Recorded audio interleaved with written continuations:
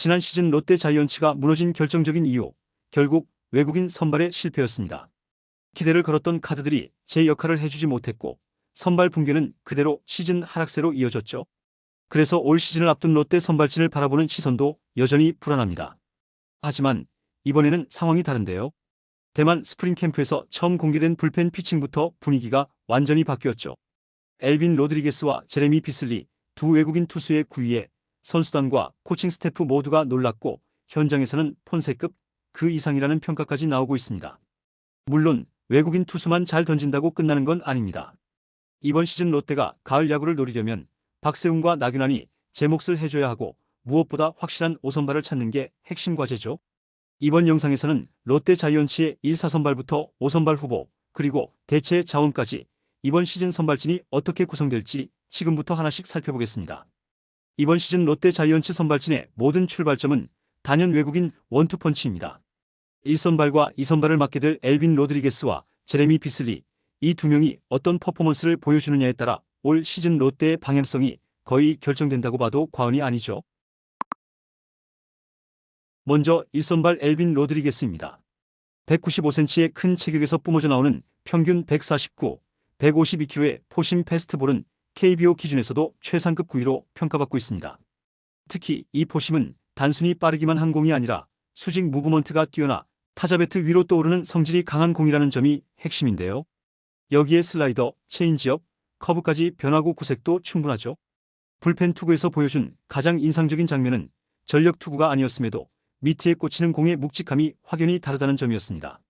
현장에서는 스트레일리보다 공이 좋다는 말까지 나왔고 공인구 적응까지 감안하면 시즌 들어서는 더 위력적인 모습을 기대할 수 있다는 평가가 많았죠. 다만 최근 불펜 위주로 뛰었던 이력이 있기에 시즌을 풀로 끌고 갈 체력 관리가 관건이 될 전망입니다.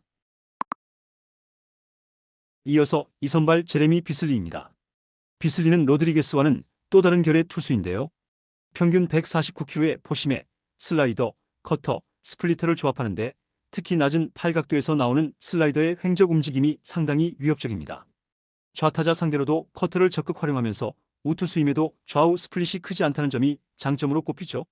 MPB 경험이 있다는 점 역시 롯데 입장에서는 큰 플러스 요소입니다.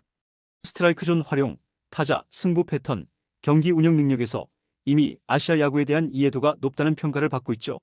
다만 비슬리는 명확한 부상 이력이라는 리스크가 따라붙는 투수입니다. 구위와 완성도만 놓고 보면 에이스급이지만 결국 건강이 시즌 성적을 좌우할 변수죠. 정리하면 올 시즌 롯데의 외국인 원투펀치는 구위, 구속, 변화구 퀄리티만 놓고 보면 리그 최상위급이라는 평가를 받고 있습니다. 지난 시즌처럼 외국인 투수에서 밀려 시작하는 구조는 아니라는 점이 가장 큰 차이죠. 이 두 명이 최소한 리그 평균 이상의 안정감만 보여줘도 롯데 선발진은 작년과 전혀 다른 그림을 그릴 수 있습니다. 외국인 원투펀치가 아무리 강력해도 선발 로테이션이 안정되기 위해서는 결국 국내 선발의 버팀목이 필요한데요. 롯데의 경우 그 역할을 맡게 될 투수는 분명하죠. 3선발 박세웅, 4선발 나균환입니다. 먼저 박세웅입니다. 이름값만 놓고 보면 여전히 롯데 선발진의 중심축이어야 할 투수죠. 실제로 2025 시즌 초반까지만 놓고 보면 박세웅은 완전히 살아난 모습이었습니다. 연승을 달리며 에이스 역할을 해냈고 당시만 해도 드디어 계약값 한다는 평가가 나왔죠. 문제는 그 이후였습니다. 시즌 중반을 지나면서 급격히 무너졌고 피안타가 폭증하며 등판할 때마다 경기 흐름을 내주는 장면이 반복됐죠. 삼진은 잡았지만 맞으면 너무 크게 맞는 피칭이 고착화됐고 결국 후반기에는 로테이션 내 입지까지 흔들렸습니다. 그럼에도 불구하고 박세웅이 3선발로 들어가는 이유는 분명합니다. 90억 단연 계약 그리고 초반에 보여줬던 그 구간의 퍼포먼스는 아직 완전히 사라진 것이 아니기 때문이죠. 롯데 입장에서는 박세웅이 최소한 5, 6이닝을 버텨주는 안정형 선발로만 돌아와도 로테이션 운영이 훨씬 수월해집니다. 이번 시즌은 박세웅에게 있어 변명의 여지가 없는 승부처 시즌이라고 볼 수 있죠. 이어서 나균환입니다. 2025 시즌 롯데 국내 선발 중 가장 꾸준했던 투수를 꼽으라면 단연 나균환이었는데요. 시즌 초반에는 불펜 전환까지 겪었지만 다시 선발로 돌아온 이후에는 경기 내용이 완전히 달라졌죠. 특히 인상적인 부분은 팀 상황이 가장 어려웠던 시점에 실질적인 토종 에이스 역할을 해냈다는 점입니다. 박세웅과 김진욱이 무너지고 이민석이 체력 저하를 보이던 상황에서 나균환은 홀로 로테이션을 지탱해줬죠. 물론 아쉬움도 있습니다. 시즌 초반 부진과 막판 팔꿈치 통증으로 규정 이닝을 채우지 못했고 승수도 성적 대비 적었죠. 하지만 경기 내용만 놓고 보면 선발로서의 신뢰도는 확실히 회복했다고 볼 수 있습니다. 이번 시즌 나균아는 4선발로 출발하지만 상황에 따라서는 박세웅을 밀어내고 3선발 역할까지도 충분히 가능한 카드입니다. 정리하자면 외국인 원투펀치가 리그 상위권의 위력을 보여준다는 전제 아래 박세웅이 무너지지 않고 나균안이 작년 흐름을 이어간다면 롯데 선발진은 작년과는 완전히 다른 안정감을 갖출 수 있죠. 롯데 선발진에서 가장 불확실하지만 동시에 가장 중요할 수 있는 자리는 바로 5선발입니다. 외국인 원투펀치와 박세웅, 나균안까지 계산이 어느 정도 서는 상황에서 5선발이 안정되느냐 무너지느냐에 따라 시즌 전체 운영이 달라질 수 있죠. 가장 먼저 거론되는 이름은 이민석입니다. 2025 시즌 대체 선발로 출발했지만 시즌 중반까지는 리그 최상위권 성적을 찍으며 모두를 놀라게 했죠. 멘탈, 제구, 이닝 소화 능력까지 경기마다 좋아지는 모습을 보여주며 이제는 진짜 선발 자원이라는 평가를 받았습니다. 다만 시즌 후반 체력 저하가 분명했고 구속과 제구가 동시에 흔들리며 급격히 내려왔다는 점은 분명한 숙제로 남았죠.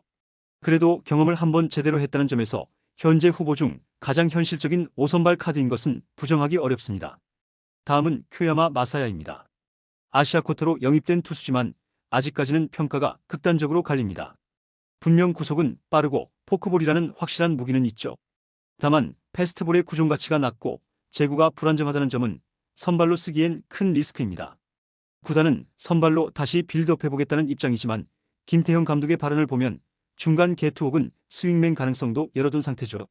캠프에서 제구가 잡히지 않는다면 5선발 경쟁에서 밀려날 가능성도 충분합니다. 그리고 김진욱, 박진 같은 카드들도 있는데요. 김진욱은 이미 여러 차례 기회를 받았지만 선발로서 확실한 신뢰를 얻지 못했습니다. 박진 역시 가능성은 보여줬으나 아직은 풀시즌 로테이션을 맡기기엔 불안 요소가 많죠. 이 둘은 현실적으로 5선발이라기보다는 예비 자원에 가깝다고 보는 시선이 많습니다. 정리하면 이민석이 가장 앞서 있고 쿄야마 마사야가 변수, 나머지는 상황 대응 자원인데요. 이 자리 하나만 제대로 정리된다면 롯데 선발진은 작년과는 비교 자체가 어려운 수준까지 올라갈 수 있죠. 선발진에서 부상이나 부진으로 공백이 발생할 경우 가장 먼저 거론될 수 있는 대체 자원은 홍민기입니다. 지난 시즌 막판 부상에서 회복 단계에 들어갔고 정상 컨디션을 되찾을 경우 다시 1군 마운드의 모습을 드러낼 가능성이 있죠. 좌완 투수라는 점에서 선발 로테이션의 변수가 생길 경우 대체 선발 혹은 제한 이닝 선발로 활용할 수 있는 카드입니다. 결국 2026 시즌 롯데 자이언츠 선발진의 핵심은 단순합니다. 외국인 원투펀치가 얼마나 버텨주느냐, 그리고 국내 선발이 제 몫을 해주느냐죠. 이 선발진으로 롯데는 다시 가을 야구에 도전할 수 있을까요? 여러분의 생각은 어떠신지 댓글로 남겨주시면 좋겠습니다. 이번 영상은 여기서 마치겠습니다. 재밌게 보셨다면 구독과 좋아요, 알림 설정 부탁드려요. 그럼 오늘도 시청해주셔서 감사합니다.